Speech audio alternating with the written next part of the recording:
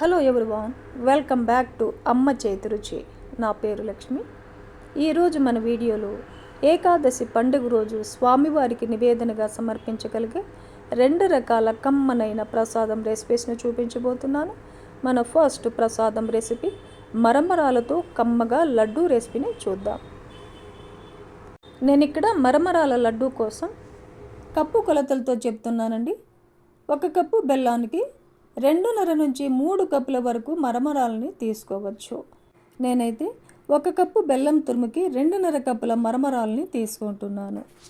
Stove on చేసి pan పెట్టేసుకొని ఈ మరమరాలని ఒక 2-3 నిమిషాల పాటు ఇలా కలుపుకుంటూ ఫ్రై చేసుకోవాలి. ఇలా ఒక 2-3 నిమిషాల పాటు లో ఫ్లేమ్లో వేయించాక 1-2 మరమరాలను తీసుకొని కొద్దిగా అలా నొక్కి చూసామంటే మనకు తెలిసిపోతుంది. చూడండి, క్రిస్పీగా అయిపోతున్నాయి కదా.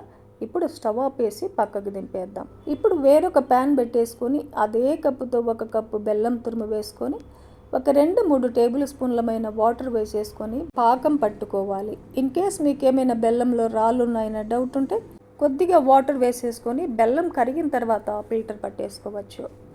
మీడియం ఫ్లేమ్లో ఒక 2-3 నిమిషాల పాటు ఇలా పాకాన్ని ఉడికించాక ఒకసారి చెక్ చేసి చూద్దాం. పాకం వచ్చిందా లేదా అన్నది చెక్ చేసుకుంటూ ఉండాలి. 1 కప్పులో వాటర్ పెట్టేసుకొని ఉడికించుకుంటున్న పాకం కొద్దిగా వేసేసి చూసామంటే చూడండి, లేత పాకంలాగా ఉంది. పాకం ఇంకా రెడీ కాలేదని మనకు తెలిసిపోతుంది. మరో 2 నిమిషాల పాటు మీడియం ఫ్లేమ్లో ఇలా కలుపుకుంటూ ఉడికించుకోవాలి. 2 నిమిషాల తర్వాత కొద్దిగా పాకాన్ని వాటర్లు వేసి మరొకసారి చెక్ చేసి చూసామంటే చూడండి, ఇలా ఉండలాగా రావాలన్నమాట. ఇప్పుడు మనకు బెల్లం పాకం రెడీ అయిపోయింది. ఇప్పుడు స్టవ్ని లో ఫ్లేమ్లో పెట్టేసుకొని 1 టేబుల్ స్పూన్ ఇలాచీ పౌడర్, 1 టేబుల్ స్పూన్ నెయ్యిని కూడా వేసామంటే మరమరాల లడ్డు టేస్ట్ అద్భుతంగా ఉంటుంది. చిటికెడంతా కుకింగ్ సోడా కూడా వేసుకోవాలి. ఇలా కొద్దిగా కుకింగ్ సోడా వేయడం వల్ల మరమరాల లడ్డు క్రిస్పీగా ఉంటాయన్నమాట. ఇలా కలిపేసుకొని స్టవ్ ఆపేసి వేయించి పెట్టుకున్న మరమరాలను వేసేసుకొని కలిపేసుకోవాలి. పాకంలో మరమరాలు చక్కగా కలిసేలాగా కలిపేసుకోవాలి. ఇలా బెల్లం పాకంలో మరమరాలన్నిటినీ కూడా బాగా కలిసేలాగా కలిపేసుకొని ఇప్పుడు లడ్డూను చుట్టేసుకుందాం. చేతికి వేడి తగలకుండా ఒక గిన్నెలో వాటర్ని పెట్టేసుకొని చేతులకి వాటర్ని అప్లై చేసుకుంటూ ఇలా 2 చేతులతో నొక్కామంటే రౌండ్ షేప్లో మరమరాల లడ్డు మనకు రెడీ అయిపోతుంది. చూడండి, మంచి షేప్లో ఇలా వస్తాయి. ఇలాగే మిగిలిన మరమరాల లడ్డూలన్నిటినీ కూడా చుట్టేసుకోవాలి. చాలా ఫాస్ట్గా లడ్డూని చుట్టేసుకోవాలండి. ఆరిపోయిందంటే లడ్డు కట్టడానికి తర్వాత రాదనమాట. చూడండి, కమ్మనైన మరమరాల లడ్డు మనకు రెడీ అయిపోయింది. మన 2వ రకం రెసిపీ పేలాల పిండి ప్రిపరేషన్ని చూద్దాం. మొక్కజొన్న గింజలతో పేలాల పిండిని ప్రిపేర్ చేస్తున్నాను. ఈ మొక్కజొన్న గింజలు ఏ సూపర్ మార్కెట్లో అయినా సరే మనకు అవైలబుల్గా ఉంటాయి. పేలాల పిండి కోసం 1/2 కప్పు మొక్కజొన్న గింజలు తీసుకున్నాను. స్టవ్ ఆన్ చేసి ఇలాంటి మందంగా ఉన్న ప్యాన్ పెట్టేసుకోవాలి. ఇప్పుడు స్వామివారికి నివేదనగా సమర్పించే పేలాల పిండి కాబట్టి నెయ్యితో ప్రిపేర్ చేస్తున్నాను. 1 టేబుల్ స్పూన్ నెయ్యి వేసేసుకొని నెయ్యి కరిగిన తర్వాత ముందుగా డ్రై ఫ్రూట్స్ని ఫ్రై చేసుకుందాం.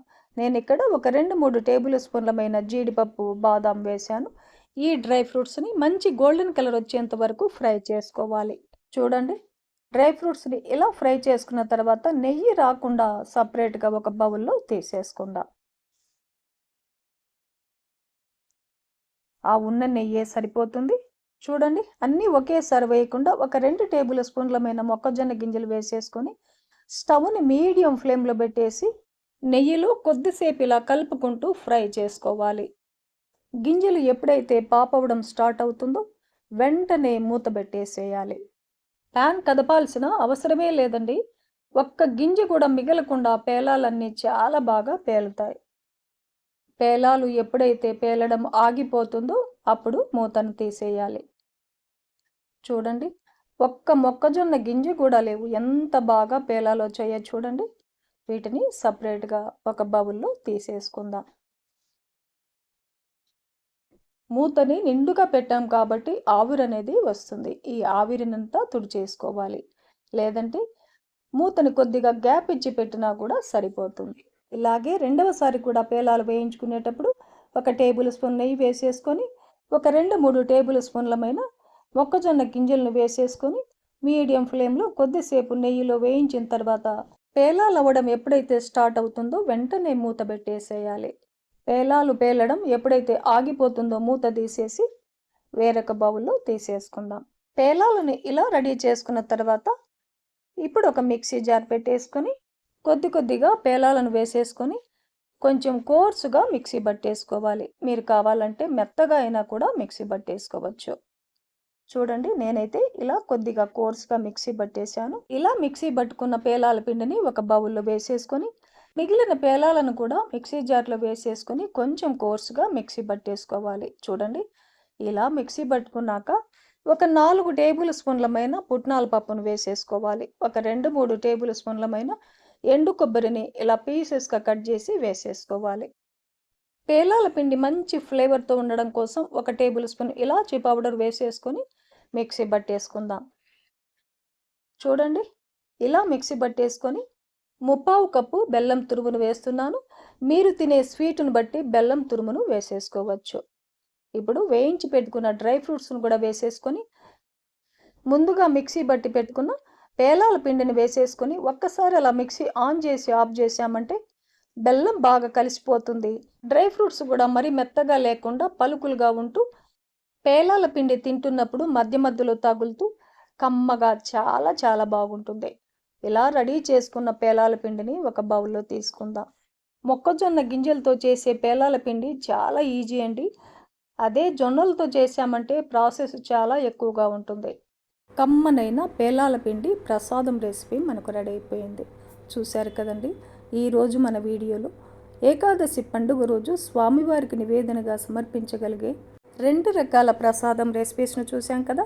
ఈ ప్రాసెస్లో మీరు కూడా ఇంట్లో ట్రై చేసి స్వామివారికి నివేదనగా సమర్పించండి. ఈ ప్రసాదం రెసిపీస్ మీకు నచ్చితే ఒక లైక్ చేయండి, షేర్ చేయండి, సబ్స్క్రైబ్ చేయండి. థ్యాంక్ యూ అండి. Thanks for watching.